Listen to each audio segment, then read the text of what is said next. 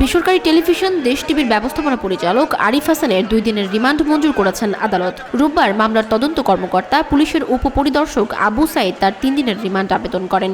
রাষ্ট্রপক্ষ রিমান্ডের পক্ষে শুনানি করে, আসামি পক্ষ রিমান্ড বাতিল ও জামিন চেয়ে আবেদন করে। শুনানি শেষে ঢাকার মেট্রোপলিটন ম্যাজিস্ট্রেট শাহিন রেজার আদালত তার 2 দিনের রিমান্ড মঞ্জুর করে এ আদেশ দেন।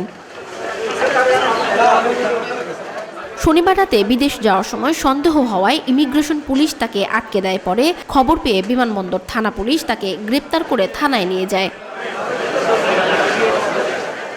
মামলার অভিযোগ থেকে জানা গেছে, বৈষম্য বিরোধী ছাত্র আন্দোলনের সময় গত 19 জুলাই 1 নম্বর উত্তরস্থ কলাস্টেক স্কুলের সামনে গুলিবিদ্ধ হয় সজীব। পরে তাকে চিকিৎসার জন্য হাসপাতালে নেওয়া হয়। এ ঘটনায় সজীবের বাবা বিমানবন্দর থানায় হত্যা চেষ্টার মামলা করেন। অ্যাসোসিয়েশন অব টেলিভিশন চ্যানেল ওনার্সের কার্যনির্বাহী কমিটির মহাসচিব পদে আরিফ হাসান দায়িত্ব পালন করছেন।